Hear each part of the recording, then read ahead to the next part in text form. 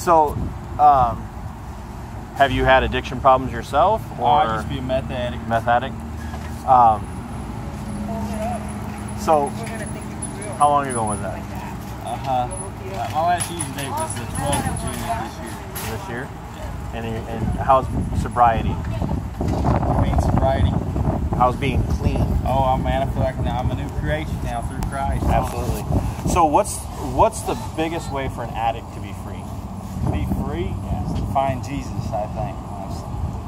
So, to be free and to give all your troubles, all your issues to God. Give them all to Him. Remember that Jesus bled and He died on the cross for all them sins of the world. And did He take God's wrath on the cross? What is it? Did He take God's wrath on the cross for sinners? Yeah, that's what He did. Even addiction? Yes, He did. All right, awesome. So I do have your guys' information. I will check out the ministry. I'm always very cautious about donating and giving because there's a lot of sham ministries out there. So. I know there is. I know there is. But man, I ain't gonna lie, man. I used to be a meth addict. It's shoot right there in my veins, man. Well, God's this program. Look, 2 months ago, I would have said you're crazy. Okay. Prayers don't work. This, that. It's been here praying and be detailed work. Oh.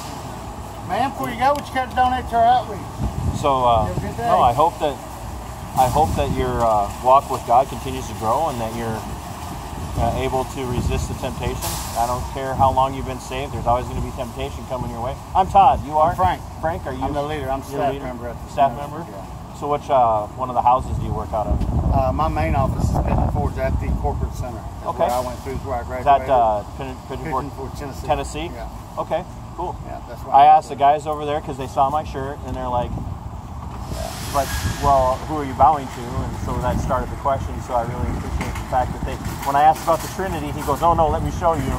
And they were just talking about last night, I believe, while we were driving. Let me show you. So I'm really encouraged to see that. I do a lot of street evangelism and street apologetics. Yeah. And I happen to work in an environment where I deal with a lot of people who are drug addicted. And so I'm able to not force my beliefs on them because I'm in an environment where I have to be careful, but I still, when they ask questions, I can check out a table and help us with the donation today? You can go to all the programs in the world you want to go to, but if you're getting sober because you just don't like the way you feel, you're always going to go back to drugs. You have to feel the void that you take the drugs out of. Yeah. You don't feel the void. It's just a counterfeit feeling for the Holy Spirit. And a lot of people don't realize that you're seeking something that you're seeking to feel something only can be filled by God. Absolutely. And people don't understand that. I mean, I know a bunch of people that went through AA, and the only ones that I know that have years of sobriety are also Christians. And so what I want to encourage you with, my dad, I love him to death. What a strange phrase. I just realized that is the strangest terminology. Americans use. I love him to death. Love him till he dies. My dad was a hardcore alcoholic for several years, and when he got really drunk, he was beat. And when I was in 6th grade, which was a very long time ago, my dad went into treatment for 30 days and came out, and they told him he was never going to make it. Would you care to donate? Sorry, what? Would you care to donate to our outreach? Oh, thank you. You have a good day.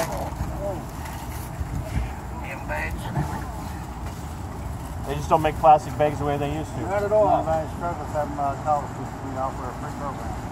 Thank you, sir. He went into treatment for 30 days, and when he came out, they told him he wasn't going to make it. And he went to meetings for about a month or so afterwards. And because of Christ, he was delivered from his alcoholism, and he was sober for 22 years until the day he died. And in his sobriety, he was one of the most godly men, especially at the end of his life. He was a deacon in the church. He was a deacon in our church. Man, you care to donate? And so it is possible, no matter what age you are, to be delivered from your addiction and stay delivered from that addiction if your only hope is a crucified and risen Savior. If you start to trust in anything else, you start to trust in meetings, you start to trust in other people to help you stay off, then they're going to fail you. And when that person fails you, then you're going to fall too. Yeah. Then you're going to relapse.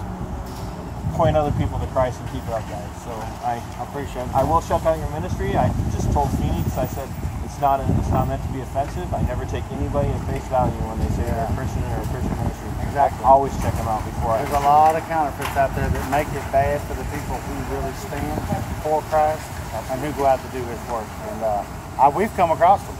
We've actually set up at Walmart and been across from some people who claim to be Christians. And man, I'm gonna tell you what, if that's Christian, I don't want to be one of them. Oh, absolutely. And that's what I try to tell the guys. I just told them at the noon prayer at Thursday, you got to walk with Christ like character, because if you don't, when them people come across the table or you're talking to them and you display a character that's not coming to Christ, why would they want to be like you? Why you're not demonstrating anything that's of any change that's not in this world? Just giving lip service to it. What's Matthew chapter 7 says, many of you are going to come to me on that day, and you're going to say, and I'm going to contextualize it for modern language. Many of you are going to say, did I not work in an addiction ministry?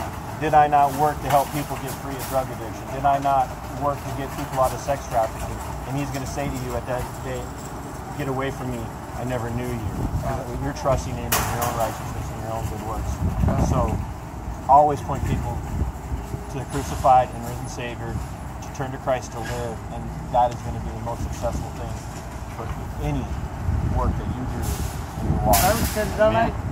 So once again, it was good to meet you, gentlemen. I hope that your ministry goes well here, and I'll check out what you guys have to say. Well, we thank you so much, brother.